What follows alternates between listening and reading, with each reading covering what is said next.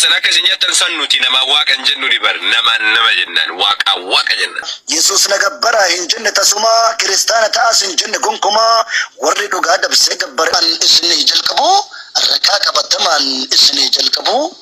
tokkochummaa rabbii qur'aana keessatti shahida Allahu annahu laa ilaaha illaa hu ربي توكتشما هنقولني شكي رقاقوب ساقا بيو شكي تستكي ربي وادبلون هندك عليك نرى جراتو ما تدري ولا لوكو إسلام ما بداتو ilmi namaa wallaalee akkaataan harkaa badee bakka jiru raambatee jecha ilaahii kaate baay'ee nu gaddisiise waa'een ummata keenya ijji isaanii jaamaadha hin argan bar jireenya har'a miti duraanii kan waa'ee keessan barre imala islaamummaaf kottaa qabadhaa tarre waaqni isin gabbarta waan ta'uuf deemuun beeku waan macaafni jedhurraa rabbi isaa haa eegu wangeelli akka jedhu yesuusitti dabalee guyyaan dhumaa yoom jennaan waaqni himu wallaale Marcos boqonnaa 13 irratti lakkoofsa 32 dubbifadhaa sirriitti abbaa malee eenyuyyuu ilmis beekuun danda'u isa nam guyyaa dhumaan beekne gabbaruun siniin ta'u waaqni uumaa waa hundaa erga yesuusiin ta'e bitaanaadha yemmuu galu akkamittiin beele'e muka harbuu baala qabu fagootti argee ka'ee yemmuu achi bira ga'u ijarraa dhabeene waaqayyoon keessa yesuus arguun danda'u halaala waqtiin itti naqatu akkamittiin wallaala mukarraa yoo jedhamu waaqni keessanis aaree umtuu jasirraan argin jedheechumaan abaare Marqosin dhaqaa laalaa boqonnaa 11 lakkoofsa 12 wallaahi baay'ee rakkoo yoo waa yesuus gaafanne yesuus gooftaadha jetti Heroodosiin baqatee maaliif gale Gibxitti maaliif biyya ari'ame erga gooftaadha ta'e haadha isaas fudhee deeme Yoosef dubbii dhaga'ee gooftummaa yesuus baraa hin fayyadne haadha isaa balaan tokko yoo dhufe akkamiin sin hambisa Anamiti kan jedhe wangeeluma dubbata abbaan fedha isaa qabu Maatewos 2:23 achi dhaqee laallata Waaqayyo hin argamu Yesuus maaliif mul'ate namni fuula kan argu jedhee nutti dubbate namni yeroo sana jiru hedduuti isaa arge ka wangeellos hin faallessaa isintu nu sobeeka erga Yesuus waaqa ta'e waaqni waaqa kadhata Luqaas 12 akkas jedhee dubbata garagaaraatti ol ba'ee halkan guutuu dhaabbata Waaqayyo ko waaqa ko jedhee maaliif waammate ana gargaaruu dhiistee maaliif narraa fagaatte jedheetu waaqni keessa waaqa biraa kadhate waaqaafis sagadeera nuun jedha bar wangeelli Joon 4:22 yoo shakkite ilaali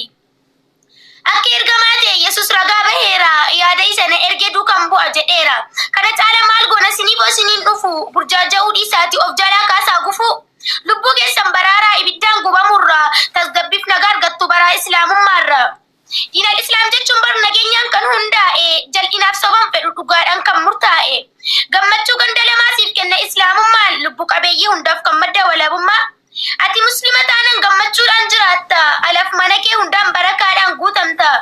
nagaaf gammachuu argatta hirkattummaarraa baata badiif inaaf fidhistee ta'uu baatti nama kaafta fakkeessituu fi sobduu islaamummaan hin qabu dhugaadhaan kan hundaa'e jechi ilaa hin dabu Kayyoof karoora keessan kan galmaan siniif ga'u ejjannoof gadi dhaabbii tumsasaaf kan siif ta'u duraan abboonni keenya daawaa sodaataa ture tumsi rabbii nuuf dhufee dimokiraasiin nuuf fure daawaa masjiida keessaaf namni hedduu sodaata lallaba islaamummaaf keessa isaatti gubata namni daawaa lallabe hidhaadhaan dararamaa sababa diin barsiisuuf mirgi isaa sarbama sodaadhaan bahee gala masjiida dhaquuf iyyuu lallabni islaamummaa hin lolaafu yoomiyyuu amma garuu dimokiraasiin guutuudha gabbahiitiin lallabi sodaa of keessaa gati islaamummaa ol qabi kan sodaatutu jira islaamummaa barsiisuu jabaatee jajjabeessee dhugaaf dharaddaan baasu goota hedduu qabna kan amantiif dhaabbatu kan aduwwiin diin keenyaa jala arginaan baqatu kan meeshaa hin sodaanne goota ija barbadaa islaamummaa kan labsitan warra akkasii jabaadha waan dandeessaniin ka'aa bakka hin geenye geessisaa baadiyyaaf magaalaatti lafa hunda barsiisaa biyya hedduutu jira kan daawaa hin dhageenye kan ajajni ilaahii amma onaa biran geenye amantiin biraa deeme zayitiif birriin gowwomsa biyya kan burjaajofneef islaamummaa barsiisa gola addunyaa guutuu qe'ee hunda keessa seenne lafa maraa barsiifna ganaadha yoom lallabne እናስተምራለን ኢንሻአላህ ገና በዓለም ውስጥ ዞሮ ዲን የሚያስተምሩት አለን የእስላም ጀግና መንገድን አትልቀቅ የሰሃቦች ፋና የዳዋ አደራረግ የሂክማ ጎዳና በእዝነት በትዕግስት በዕልም የታገዘ እክላስን ጠብቆ ብዙ የተጓዘ ኢስላምን መጎብዝ በእውነታዊ ተስፋ ምንም ሳይበገረው የሙሽሪክ ዘለፋ ሽርክና ብድዓ የሚያወግዝ በይፋ ጠላትና ሽርክን አንገት የሚያስደፋ መስጂድ እንዲሞላ በኢባዳ ወረፋ እውነተኛ መንገድ ጃሂል የሚያጠፋ እንሂድ ወደፊት በአንድነት እንጓዝ። የአላህን ገመድ አጥብቀን በመያዝ ይመጣል ለውጡ ትግሉ እስካለ ሁሉም የቻለውን የግሉን ካከለ እናወጣ አቅም ፍትህን መንገሻ ውሸትን መቅበሪያ ጭቆናን ማርከሻ ልዩ ጥበብ አለን ልዩ ጉልበት አለን ጠላት ማገርሰሻ በጽናት እንቀጥል ከድሉ መድረሻ ትግሉን እንደግፍ በተሰጠን ድርሻ ለእስላም ዘብን ቁም እስከ መጨረሻ። ይህ እንዲን አልእስላም በርቶ አበረታቱ በጌታችን ፍቃድ ይወድቃል ጠላቱ ፈጣሪውን ትቶ ፍጥረትን ያመልካል። ባየነ ሞታ አመንቲ እስላማ ከመት ይላሉ የወጀተን አክመን ኢንተርናሽናል ጎደን ይላሉ ከናፍ ጀቻ አፋን ኦሮሞን አከስተው ዲዴ ኩኒን አከስተው ዲዴ ሱኒን አከስተው ዲዴ ጅረኒቱ ያዱ ነመሰሙን በልጠቴፍ ነመ ቀልቢን ቁልቁሎፍቴ በርባዳ አመንቲን እስላማ ጋፋን akkasiin jiru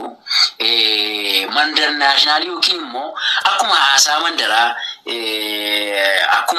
mandara akkuma qe'ee keessaa yookiin waanuma qe'ee keessaa haasofnu waanuma maatii gidduutti haasofnu hin madaalamtu amantiin islaamaa sababiin isaa internationalidha waan namni hundumtuu irratti walii galudha sammuu keenya bal'isne prolongii goone ilaaluun dura jiraata malee namni waa'ee fakkeenyaa fi namni gaafa dhalatu garee waan jedhamu tokko jirti dura ammallee baddeetti garee sana keetti dhalata sana ala biyyi kan biraa waan jirti fakkaatu gareen sun yoo baay'ate nama dhibbafa of keessatti qabatti nama dhibbafa of keessatti qabatti nama 50 minaan waan akkasii of keessatti qabatti bakka achi darbee waan biyyi sun ittiin fakkaatu isa booda gootiitu jira gootiin sun immoo naannoo sana walitti qabata achi isa darbee waan biyyi sun ittiin fakkaatu isa booda mana barumsaa gala mana barumsaa sana darbee waan manni barumsaa jiru ittiin fakkaatu isa booda gara high schoolii sadarkaa barnoota gurguddaatti gaafa ce'aa deemu waan hundumaa hubachaa akka addunyaatti hubachaa deemu gaafa kutaa tokko galtu abaa caalaa bartee galta gaafa kutaa 4 keessu gaafa 5 keessu waa'ee naannoo waa'ee godinotaa waa'ee wantoota naannoo keessa jiru wantoota oromiyaa keessa jiran bartaa gaafa walsittuu wantoota lageen gabra solula maal sana isaa dhufi amma barachaa dhufi amma guddachaa dhufi amma waa hubataa dhufi amma waa beekaa dhufi amma ilaalcha mandaraa keessaa ba'aa dhufi amma yaaduu mandaraa keessaa ba'aa dhufi amma beekumsa mandaraa keessaa ba'aa dhufi waa'ee addunyaa isaa gala. So maal jechuu barbaadeen warri amantii islaamaa qeeqaniif ilaalcha hamaa qaban warra mandar naashinaaliin ta'an yookiin immoo akka mandaraatti warra ilaalan akka garee gootii sana manjile sanaatti namoota ilaalanidha. Namoonni sammuun isaanii barumsaan beekumsaan gahumsaan ogummaadhaan bal'ate garuu akka addunyaatti waan ilaalanii fi islaamummaan kun amantii addunyaatti jedhamee beekama. Amantii addunyaa internaashinaal nama hundumtuu assalaamu alaikum nageenyi rabbii sirraa buufate waan jedhee namni addunyaa kanarra jiru martinuu islaamni addunyaa kanarra jiru hundummoo siinillee sirraa buufatu jedheetu deebisa jechuudha. La situ rakkoo sammuudhaa qabaateeti akka hin taanetti dubbise malee nabi rabbiidha alayhi salaam rakkoo sammuudhaan qaban. Sadarkaa tokkoffaa irratti nabi rabbiidha alayhi salaam falfala katti godhe Yahudaadha.